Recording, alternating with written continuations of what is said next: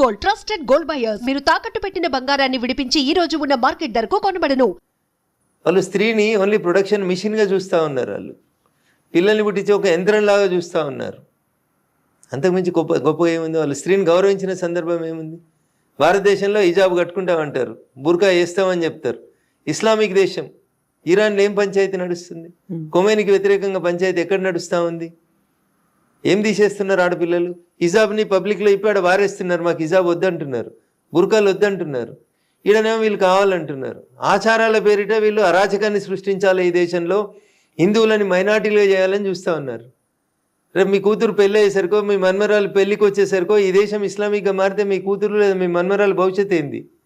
ఏం ఆలోచిస్తున్నారు మీరు? ఎందుకు ఈ అతిగా ఎందుకు ఆలోచిస్తూ ఉన్నారు?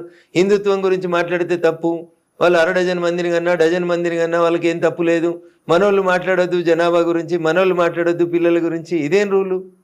ఒకసారి చదువుండి చరిత్రను. 1947లో ఈ దేశం మతం పేరిట పాకిస్తాన్ భారతదేశంగా విడిపోయిన రోజు పాకిస్తాన్లో ఉన్నటువంటి హిందువుల సంఖ్య ఎంత? 2026లో ఈరోజు పాకిస్తాన్లో ఉన్న హిందువుల సంఖ్య ఎంత? ఒకసారి చూడురు లెక్క.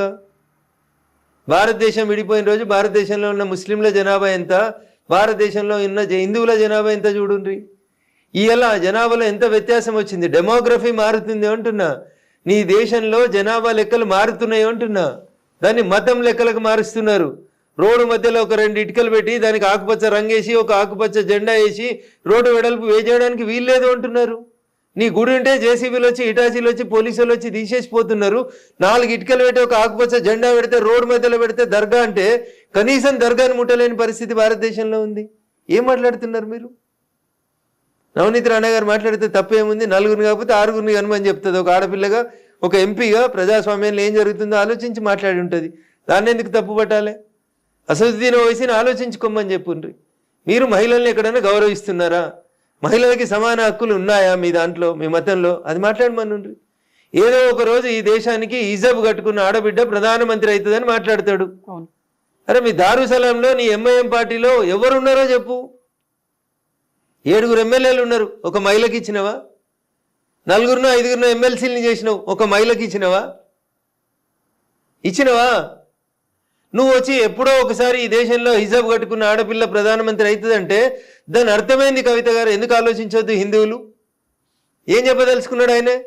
అంటే ఈ దేశాన్ని మేము ఇస్లామిక్ దేశంగా మారుస్తున్నాము అని చెప్తున్నాడు. ఆలోచించమని రఘునందన్ అంటున్నాడు. 6గురిని కనుమని అన్నాడు అనుకో Raghunandan. What is wrong in it అంటున్నా. నీ ఆడపిల్లల్ని కాపాడుకోవడానికి, నీ మతాన్ని కాపాడుకోవడానికి, ఈ దేశ అస్తిత్వాన్ని కాపాడుకోవడం కోసం కనాల్సిన సందర్భం వస్తే కనుమని చెప్తాం. దాని తప్పు అధికారం ఎవరికి ఉంటుంది? ఒక ప్రధానమంత్రి అయితే ఇస్లామిక్ కంట్రీ అంటున్నారు. అదే ప్రెసిడెంట్స్ కూడా మన దగ్గర ఉన్నారు కదా. కలాం కూడా ఆయన ప్రెసిడెంట్ అయ్యాడు కదా. భారత ప్రజాస్వామ్య దేశంలో ప్రెసిడెంట్ గారి పాత్ర ఏంది, ప్రధానమంత్రి గారి పాత్ర ఏంది కవితకు తెలియదని నేను అనుకోవట్లేదు. మీరు అట్లా మాట్లాడడం తప్పు. దేనికి ఉండాల్సినటువంటి గౌరవం దానికి ఉంటుంది. రాష్ట్రపతికి ఉండాల్సినటువంటి గౌరవం రాష్ట్రపతికి ఉంటుంది. కానీ in a democratic country like India prime minister is the key post. అంటే ఏం చెప్పదలుచుకున్నాడు ఆయన? అసదుద్దీన్ ఓవైసీ ఏం మెసేజ్ ఇవ్వదలుచుకున్నాడు? ఎందుకు అర్థమవుతలేదు మీలాంటి మేధావులకి? ఏం చెప్తున్నాడు ఆయన? ఏం చెప్తున్నాడు? ఒక ముస్లిం మహిళ ఈ దేశానికి ప్రధానమంత్రి అవుతుంది కావద్దని నేను అంటలేను. అంటే అందులో కూడా ప్రోగ్రెసివ్నెస్ కనిపిస్తుంది. ఏం ప్రోగ్రెసివ్నెస్? ఎంఐఎం పార్టీకి మహిళను అధ్యక్షులు వేస్తే ప్రోగ్రెసివ్నెస్. అది హైదరాబాద్ ఎంపీ మహిళను పోటీ చేపిస్తే ప్రోగ్రెసివ్నెస్. నీ పార్టీలో ఉన్న 7 ఎమ్మెల్యేలలో సగం మంది ఎమ్మెల్యేలు మహిళలు ఉంటే ప్రోగ్రెసివ్ థాట్. నీవు నామినేట్ చేసినటువంటి 4 ఎమ్మెల్సీలలో 2 ఎమ్మెల్సీలు మహిళలు ఉంటే అది ప్రోగ్రెసివ్ థాట్. కానీ నువ్వు ఏం రెచ్చగొట్టగలుగుతున్నావు? నీ పార్టీలో ఎవరు మహిళలు ముందుకు రారు. కానీ ఈ దేశానికి ఒక ముస్లిం, ఒక హిజాబ్ కట్టుకున్న మహిళ ప్రధానమంత్రి కావాలని నేను కోరుకుంటున్నా, అవుతుంది భవిష్యత్తులో అని చెప్తున్నావు. అంటే నువ్వు దేన్ని ప్రోత్సహిస్తున్నావు? దేన్ని ఎంకరేజ్ చేస్తున్నావు?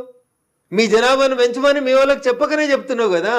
అకల్మన్కు ఇషారా బస్ కదా. ఈ మాత్రం కూడా హిందూ బంధువులు ఎందుకు అర్థం చేసుకోవద్దు? అప్పుడు మాట్లాడతారు. నవనీత్ రాణా మాట్లాడినా, రఘునందన్ మాట్లాడినా, రేపు ఇంకొకరు మాట్లాడినా బరాబర్ మాట్లాడతాం. నీ డెమోగ్రఫీని మారుస్తున్నారు వాళ్ళు. కొన్ని ఇప్పుడు వెస్ట్ బెంగాల్ పంచాయతీ అంతే ఏంది? మొత్తం బంగ్లాదేశ్ ముస్లింలని, రోహింగ్యాలని, మయన్మార్లో ఇస్లామిక్ దేశాలలో తన్నెల కొడుతున్నారు వాళ్ళని. బంగ్లాదేశ్లో రోహింగ్యాలు ఉండరు. బంగ్లాదేశ్లో ముస్లింలకు ఉండడానికి సవలతులు లేవు. వాళ్ళకి సవలతులు ఏడున్నాయి? భారతదేశంలో ఉన్నాయి. వెస్ట్ బెంగాల్కి వచ్చి ఆ మమతా బెనర్జీ గారు ఆధార్ కార్డు ఇస్తారు, అది తీసుకొని వచ్చి హైదరాబాద్లో పనిచేస్తారు. హైదరాబాద్లో రోహింగ్యాల కాలనీ వస్తుంది. కాంగ్రెస్ ముఖ్యమంత్రి వీఆర్ సెక్యులర్ అంటాడు. కాంగ్రెస్ ముఖ్యమంత్రి జూబ్లీ హిల్స్ ఎలక్షన్స్ అప్పుడు ఒక అడుగు ముందుకేసి కాంగ్రెస్ అంటే ముస్లిమ్స్, ముస్లిమ్స్ అంటే కాంగ్రెస్ అంటాడు. కరెక్ట్ చెప్పిండు రేవంత్ రెడ్డి గారు, ప్రత్యక్షంగా చెప్పినా పరోక్షంగా చెప్పినా. ఇందిరమ్మ భర్త ఫిరోజ్ గాంధీ గారు వాళ్ళకంటే ముందు మాదంతా ముస్లిం మతం, మేమంతా అదే జాతీయులం, మా నాయకులంతా ముస్లింలే అని చెప్పకనే చెప్పిండు. అర్థం కావాల్సింది హిందువులకి, ఆలోచించాల్సింది హిందూ సమాజం.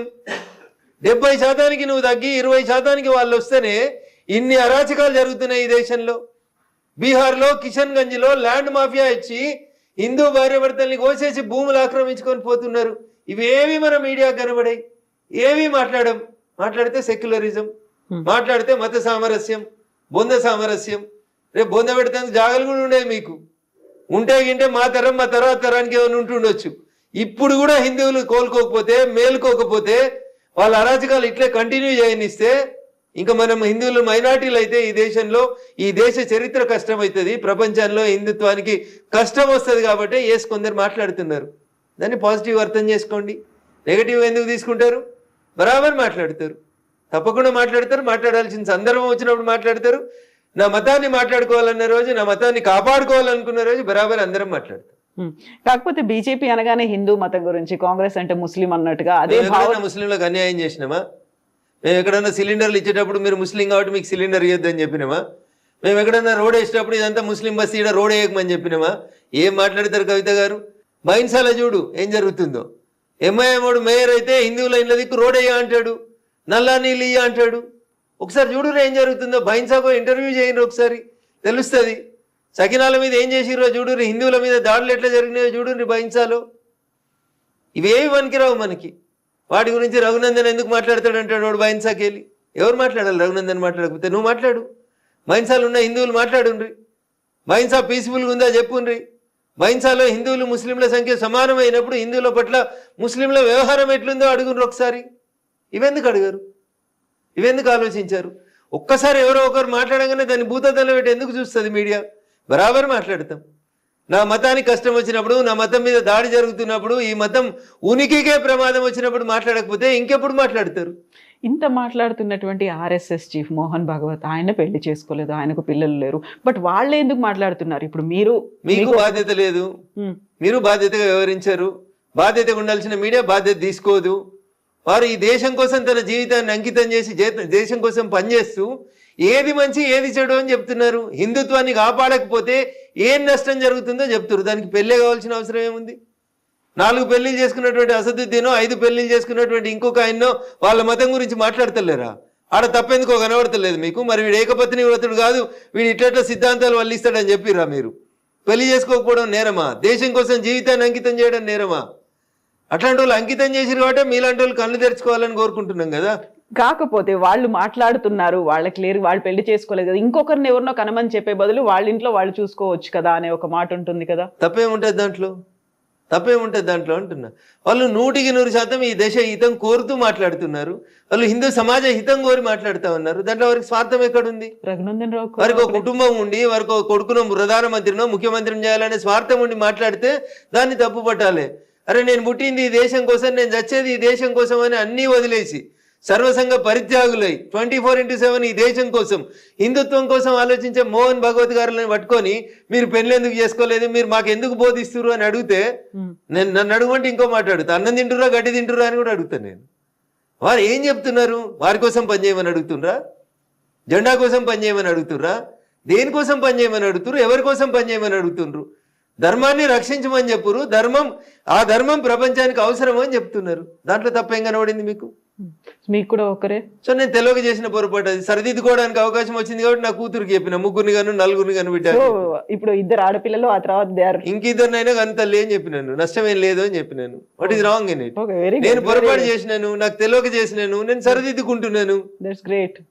Yeah, what is she saying? ఏమంటున్నారు మీ అమ్మాయి? ఓకే అన్నది, దాని తప్పేముంది, చేస్తా డాడీ అన్నది. Okay, that's great. Best wishes to her. Thank you. So ఇప్పుడు మనం కొంచెం ఈ హిందువుల దగ్గర నుంచి పక్కకు వచ్చేస్తే, గాదే ఎన్ఐఏ అరెస్ట్ చేసిన తర్వాత వచ్చినటువంటి రాజ్యం పెట్టినటువంటి కష్టంలో భాగంగా ఇప్పుడు ఆయనకు బెయిల్ రావట్లేదు. ఒక అనాథలకి ఆయన అమ్మా నాన్నగా ఉండి సేవలు చేస్తున్నారు. ఇప్పుడు రీసెంట్గా వాళ్ళ మదర్ కూడా చనిపోయారు నిన్న సాయంత్రం. సో ఆయన రిలీజ్ చేస్తారా చెయ్యరా? రాజ్యమే చంపింది వాళ్ళ అమ్మని అనేటువంటి కామెంట్స్. ఎక్కువ ఫ్రీడమ్ ఆఫ్ స్పీచ్ ఇస్తే ఎక్కువ మాట్లాడనిస్తే ఇవే మాట్లాడతారు. ఓకేనా తల్లి? ఇంతకంటే ఎక్కువ దాని గురించి నేను మాట్లాడాల్సింది ఏం లేదు. సోషల్ మీడియాలో వచ్చింది, నేను మిమ్మల్ని అడుగుతున్నాను. పోలీసు వాళ్ళని చంపిన రోజు రాజ్యం లేదా? ఎవడిచ్చింది నీకు అధికారం? ఏ డెమోక్రసీ ఇచ్చింది? పోలీసు వాళ్ళని చంపే అధికారం నీకెక్కడిది? నువ్వు మంచిగా ఉండాలి కానీ నీ పక్కింటోడు తుపాకీ పట్టుకొని పోవాలనే ఉద్బోధన నువ్వెట్లా చేస్తావు? మోహన్ భాగవత్ గారు అది చేస్తలేరు కదా. ఆయనే దేశం కోసమే పనిచేస్తుండు, మనల్ని దేశం కోసమే పనిచేయమని అడుగుతున్నారు. వీళ్ళేం చేస్తారు? వీళ్ళు సమాజంలో పెద్ద మనుషులం, పేరున్నోళ్ళం అని పేరు తెచ్చుకోవాలి, వీళ్ళు మాత్రం పక్కింటోళ్ళ పిల్లని జడగొట్టి తుపాకీ పట్టుకోమని జడగొట్టాలి. ఇదా మీరు చెప్పేది? దానికి రాజ్యం హింస చేసిందా? ఏ రాజ్యం గురించి మాట్లాడుతురు? ఏ రాజ్యాంగం గురించి మాట్లాడుతురు? అంబేద్కర్ గారు రాసిన రాజ్యాంగం మిమ్మల్ని తుపాకీ పట్టుకోమనేదా? అంబేద్కర్ గారు రాసిన రాజ్యాంగం ప్రజల చేత ఎన్నుకోబడినటువంటి ప్రభుత్వాన్ని కూలదోయమని చెప్పిందా? అది ప్రజాస్వామ్యం కాదా? మీరు అంబేద్కర్ గారి కంటే ఎక్కువ ఆలోచిస్తారా? మీకు అంత తెలుసా డెమోక్రసీ? మీరు అంత చదివిరా భారత రాజ్యాంగాన్ని? ఏది పడితే అది మాట్లాడడం ఫ్యాషన్ అయిపోయింది రిపోర్టర్ మిత్రులందరికీ. ఏం చెప్పింది? రాజ్యం హింస చేసిందా? ఇప్పుడు నేను మిమ్మల్ని కత్తిపెట్టి పొడుస్తుంటే మీరు నన్ను పొడవరా? కత్తిపెట్టి పొడుస్తుంటే సంపేరే నిల్చుంటారా? ఏం మరి నేనైతే నిల్చు. బట్ పవర్ ని మిస్యూజ్ చేస్తున్నారు అనే మాట మీకేం తెలుసు పవర్ గురించి? వాళ్ళ జైలుకు పోతున్నటువంటి పెద్ద మనుషుల్ని ఏం పని చేయమని చెప్పింది సమాజం, ఏం పని చేయమని చెప్పింది రాజ్యాంగం, వాళ్ళు ఏం చేస్తారో మీకు ఏం తెలుసు? ఏం తెలుసు అంటున్నా?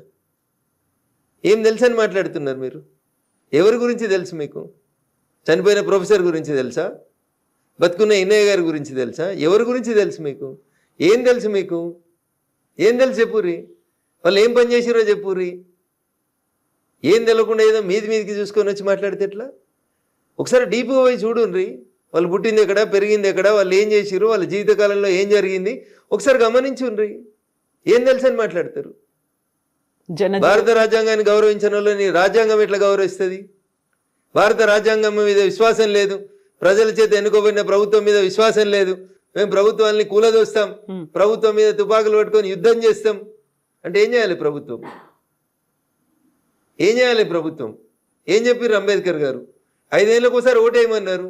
మీ ఓటుకి ఎంత విలువ ఉందో నా ఓటుకు అంతే విలువ ఉంది అన్నారు. ధనవంతుని ఓటుకు అంతే విలువ ఇచ్చిర్రు, బలహీనుని ఓటుకు అంతే విలువ ఇచ్చిర్రు, ఆడబిడ్డల ఓటుకు అంతే విలువ ఇచ్చిర్రు, మగవాళ్ళ బిడ్డ ఓటుకు అంతే ఇచ్చిర్రు.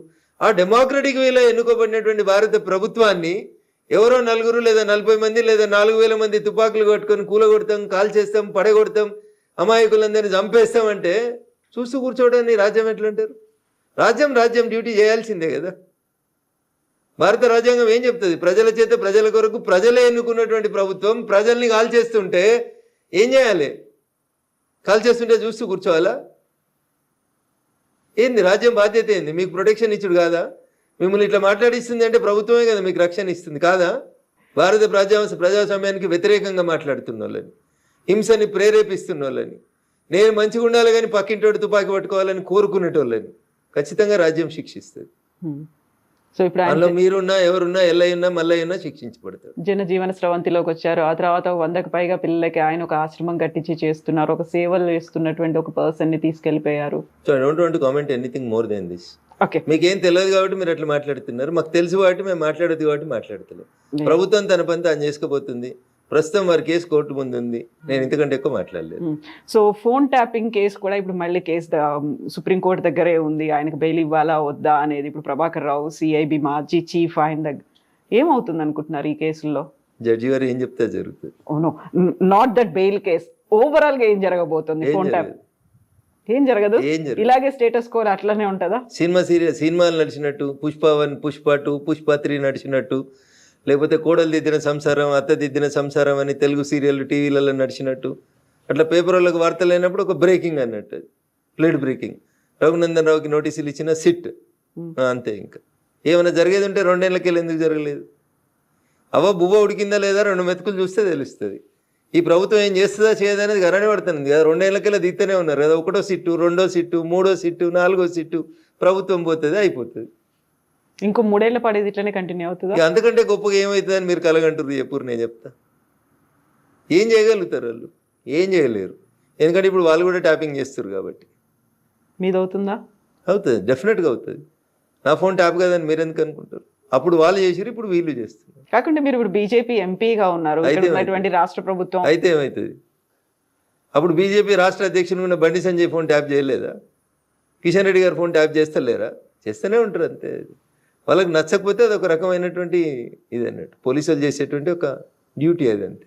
సో మరి మీరెందుకు కంప్లైంట్ చేయలేదు, లేకుంటే దానికి సంబంధించి మీరు ఎందుకు అందరికంటే ముందు మాట్లాడలేదు? మాట్లాడింది నేనే. No, ఇప్పుడు మీద అవుతోంది, ఏం ఇప్పుడు మాట్లాడతారు? ఏం కూడా చేస్తారు? అవుతోంది ఏం అనేది. చేస్తలేమో అంటారు, చేస్తలేమో అని చెప్తారు అంతే. ఏం చేస్తారు ఇంకా అంతకంటే. అప్పుడు పాత ప్రభుత్వం అదే చెప్పింది, ఇప్పుడు ఈ ప్రభుత్వం కూడా అదే చెప్తుంది. దాంట్లో తేడా ఏముంటుంది? ఏముండదు. సో ఈ కేసులు ఇవన్నీ ఎప్పుడు బయటకు వస్తాయి మరి? ఇప్పుడు జరిగేటువంటి ఏం విషయాలు, రావు. ఫోన్ ఏం ట్యాపింగ్ బయటకు వస్తాయి అనుకుంటారు మీరు? ఏం జరగదా? ఏం బయటికి రావు, ఎవరిని ఉరి తీయరు అంతే. వాళ్ళు వీళ్ళని తిడతారు, వీళ్ళు వాళ్ళని తిడతారు, వాడు కొట్టినట్టు చేస్తాడు, వీడు ఏడిచినట్టు చేస్తాడు, అంతకుమించి వాళ్ళిద్దరు ఏం చేసేది ఉండదు. కాంగ్రెస్ టీఆర్ఎస్ రెండు తోడు దొంగలే, ఏం చేయలేరు వాళ్ళు, ఏం చేయరు. ఏమన్నా చేస్తే మేము అధికారంలోకి వచ్చినాక చేస్తాం, వాళ్ళని ఇద్దరిని మడతేస్తాం, మేమే ఇస్తాం. కేవలం రాజకీయంగా టైం పాస్ అంతేనా? ఇప్పుడు టీఆర్ఎస్ చేసిందంటే ఇప్పుడు కాంగ్రెస్ చేస్తుందని వేరే పార్టీలలో ఉన్నటువంటి రాజకీయ నాయకుల్ని వేధించేందుకు వాడుకునేటువంటి ఒక వెపన్ అది అంతే, అంతకుమించి వాళ్ళు చేసేది ఏమన్నా. So Congress party 2 years complete చేసుకుంది ఇక్కడ గవర్నమెంట్ని, రేవంత్ సర్కార్. ఏమనిపించింది ఈ 2 ఏళ్ల పాలన మీకు? మళ్ళీ 20 ఏళ్ళ దాకా అధికారంలోకి రాకుండా పాలిస్తున్నాడు, మళ్ళీ 20 ఏళ్ళు ఎవడు చేయి గుర్తు కోట వేయకుండా పరిపాలిస్తున్నాడు. మళ్ళీ నెక్స్ట్ కూడా మేమే వస్తాము అనేటువంటి మాటను బహిరంగ సభల్లో ఆయనే చెప్తున్నారు. అట్లా చెప్పకపోతే ఏం చెప్తారు? రేపే మా ప్రభుత్వం పడిపోతుందని చెప్తారా? అట్లా చెప్తే ఈ 3 ఏళ్ళు కూడా నడవదు కదా సంసారం. ఓకే, రేపు చచ్చిపోయేటాడు కూడా రేపు నేను ముఖ్యమంత్రిని అవుతానే చెప్తాడు. అట్లా చెప్పడం అది ఆశ అంతే, అట్లే చెప్తారు. అంతేగాని రేపు మేము మళ్ళీ అధికారంలోకి రామని చెప్పిండి అనుకోరు రేవంత్ రెడ్డి గారు, ఈ 3 ఏళ్ళు గవర్నమెంట్ నడుస్తుందా? చెప్పు, నడవనియరు. అందుకని అట్లే చెప్పాలి. ఆ కుర్చీలో మీరు కూర్చుంటే కూడా అదే చెప్తారు. ఇంకో గంట అయితే పదవి వీకేస్తారంటే కూడా నేనే ముఖ్యమంత్రిని అని చెప్తారు. కర్ణాటక చెప్తలేరు, సిద్ధరామయ్యను శివకుమార్. ఎప్పుడు మారుతుందో తెలియదు. మ్యూజికల్ చైర్స్ అట్లే చెప్తూనే ఉంటారు, వాళ్ళు ఇద్దరు చెప్తూనే ఉంటారు, అధిష్టాన నిర్ణయమే తుది నిర్ణయం అని. సో ఇక్కడ 3 ఏళ్ల పాటు రేవంత్ రెడ్డి ఉంటారా మరి? ఉంటారనే అనుకుంటున్నా. ఓకే, వాళ్ళకి అంతకంటే మంచి ఆప్షన్ కనబడుతుందని నేను అనుకుంటలేదు. సో నెక్స్ట్ వచ్చేది మేమే అనేటువంటి మాట అటు కాంగ్రెస్ చెప్తోంది, ఇటు బీఆర్ఎస్ కూడా చెప్తుంది. బీఆర్ఎస్ అంటే టీఆర్ఎస్ పార్టీయా బీఆర్ఎస్ఆ ఏమంటారు మీరు? టీఆర్ఎస్ బీఆర్ఎస్ అయింది. బీఆర్ఎస్కు ప్రజలు సిఆర్ఎస్ ఇచ్చారు, కంపల్సరీ రిటైర్మెంట్ స్కీమ్ ఇచ్చారు. నేను ఇప్పుడు చెప్తలేను ఈ మాట, ఎన్నికల కంటే ముందే చెప్పిన, పార్లమెంట్ ఎన్నికల కంటే ముందు చెప్పిన, అసెంబ్లీ ఎన్నికల కంటే ముందు చెప్పిన. అసెంబ్లీలో ఏదో అట్లా మామ అనిపించుకున్నారు, పార్లమెంట్లో మొత్తం సిఆర్ఎస్ కంప్లీట్ రిటైర్మెంట్ స్కీమ్కి ప్రజలు బలవంతం చేసి వాళ్ళకి రిటైర్మెంట్ స్కీమ్ ఇచ్చేసారు. 17లో పెద్ద 0 ఇచ్చేసారు వాళ్ళకి, సార్ని ఫామ్ హౌస్కి పరిమితం చేసారు. ఇంకా బీఆర్ఎస్ ఎక్కడిది? సార్ లేడు, బీఆర్ఎస్ లేడు. బీఆర్ఎస్ ఒకవేళ బతుకుదామని అనుకున్నా కానీ ఆడ మా చెల్లె బయలుదేరింది కదా. అట్లా మా వాళ్ళు మంచోళ్ళు కాదని నేను చెప్పినా అనుకోని, రఘునందన్ బీజేపీ కాబట్టి విమర్శిస్తుండని అనుకుంటుంది. కేటీఆర్ నువ్వుగా ట్విట్టర్కే పరిమితమైన ట్విట్టర్ టిల్లో అని నేను అన్నా అనుకోరు, అది రాజకీయ ఆరోపణ అవుతుంది.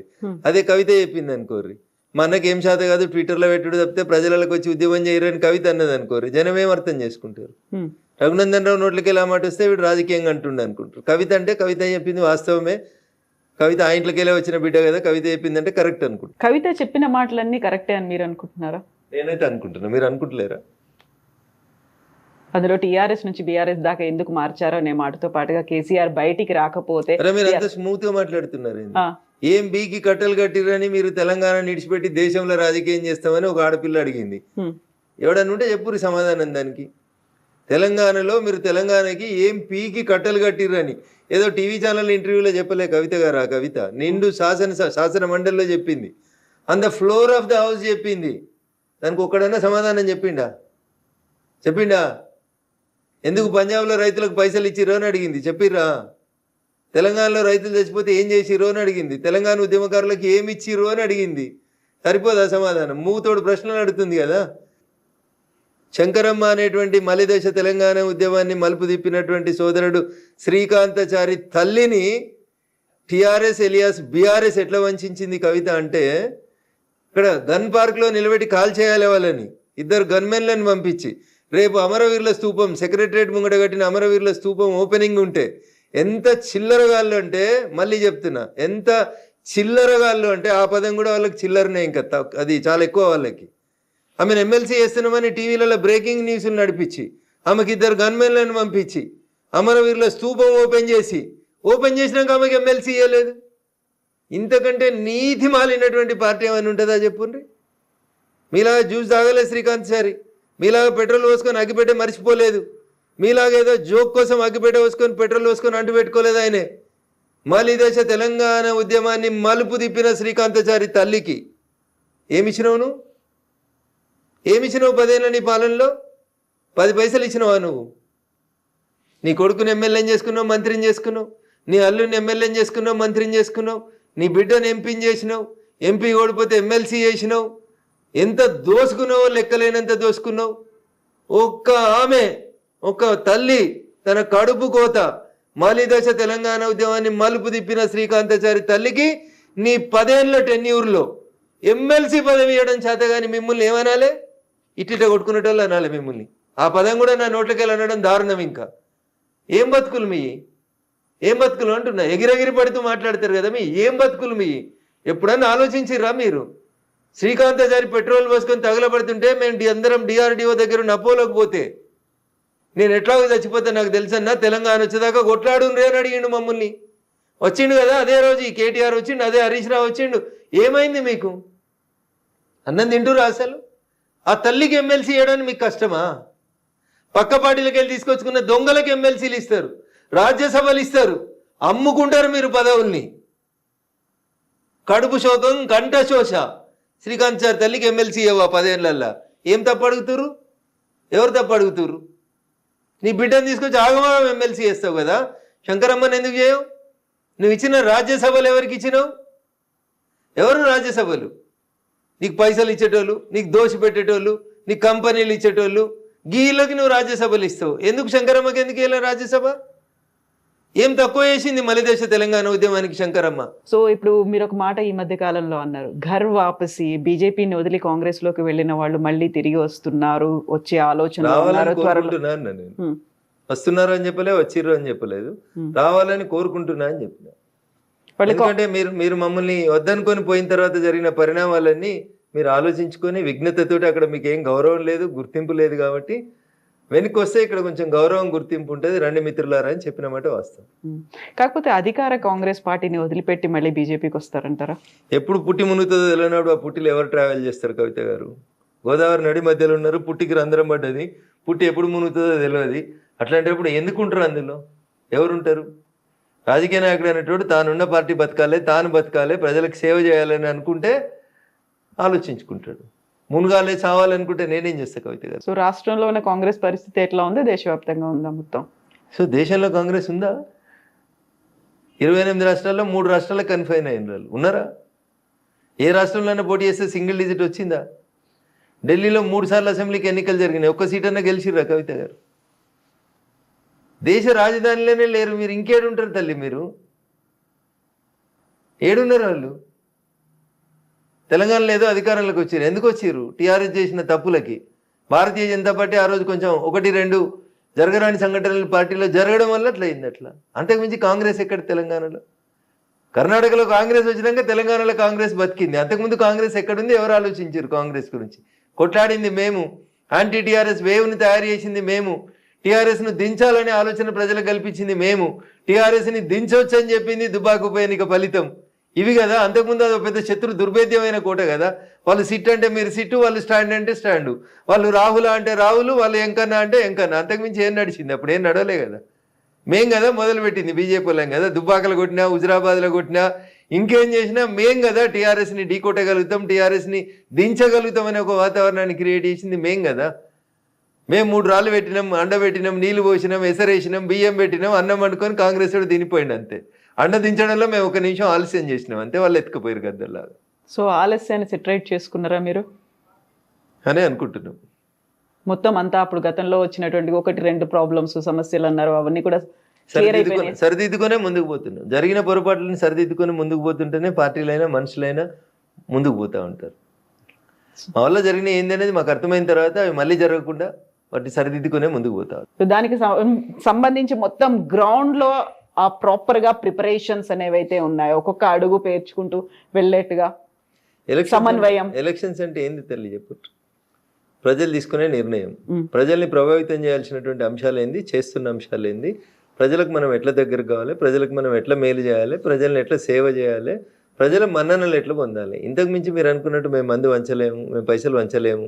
కాబట్టి we have our own limitations. మేము ప్రజల్ని ఎడ్యుకేట్ చేసి ప్రజలకు ఏది మంచి ఏది చెడు అనేది చెప్పి ఎందుకు భాగ్యనగరంలో కాషాయం జెండా ఎగరాలనేటువంటి విషయంలో ప్రజల్లో చైతన్యవంతం తెస్తూ ఉన్నాం. పోయినసారి సెకండ్ లార్జెస్ట్కి వచ్చినాము, ఈసారి ఫస్ట్ లార్జెస్ట్కి వస్తాం, మేమే గెలుస్తామని చెప్తున్నాం. So west Bengal west Bengal మాదే. బీహార్ కంటే ముందు మీరు మాదే అనుకుర్రా? అనుకోలేదు కదా. బీహారు మాదే, వెస్ట్ బెంగాల్ కూడా మాదే. బీహార్కి వెళ్ళి నదులన్నీ వెస్ట్ బెంగాల్ వైపు పోతుంటాయి.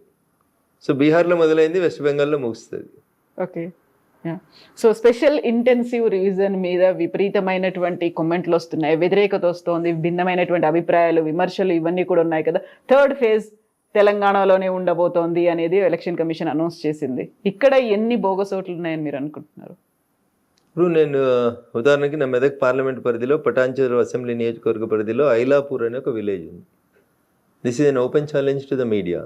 నిజంగా మీలో సిన్సియారిటీ ఉండి మీరు అనుకున్నట్టు మిమ్మల్ని మీరు ఫోర్త్ ఎస్టేట్ అయితే, మీరు రాసే వార్తలలో, మీరు చేసే పనిలో మీకు నిజాయితీ ఉంటే, ఐలాపూర్ అనేటువంటి ఒక తాండాలో, ఐలాపూర్ అనే ఒక గ్రామ పంచాయతీలో ఒరిజినల్ ఓటర్లు 1250 ఓటర్లు.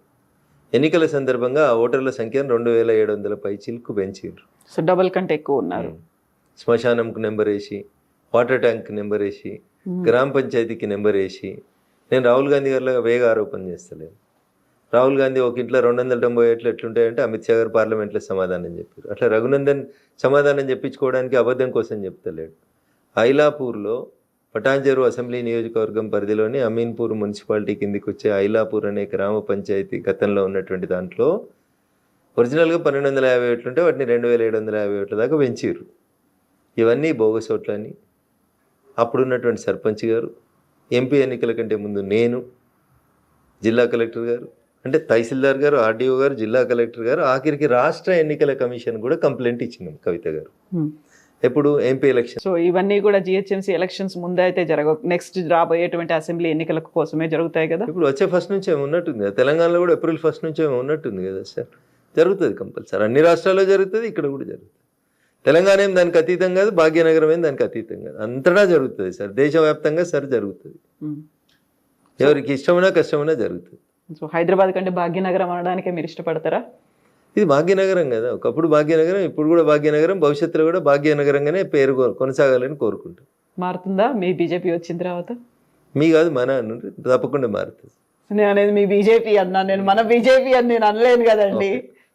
మీ బీజేపీ వచ్చిన తర్వాత మన హైదరాబాద్ పేరు భాగ్యనగరంకి తప్పకుండా భాగ్యనగరం అయితే. అదొకటేనా? తినబోతు రుచులు ఎందుకు, అధికారంలోకి వచ్చేదాకా సపోర్ట్ చేయండి, అధికారంలోకి వచ్చిన తర్వాత మేము ప్రజల కోసం నిలబడతాం, నెక్స్ట్ సీఎం ప్రజల ఆకాంక్షల కోసం పనిచేస్తాం. నెక్స్ట్ సీఎం ఎవరు? ప్రజలు కోరుకున్న వాళ్ళు అవుతారు, పార్టీ ఆదేశించిన వాళ్ళు అవుతారు. మీరు ఇలా బీసీఓ లేకుంటే వీళ్ళు అవుతారు ఇది అనేది మీరు అనౌన్స్ చేయరు అసలు?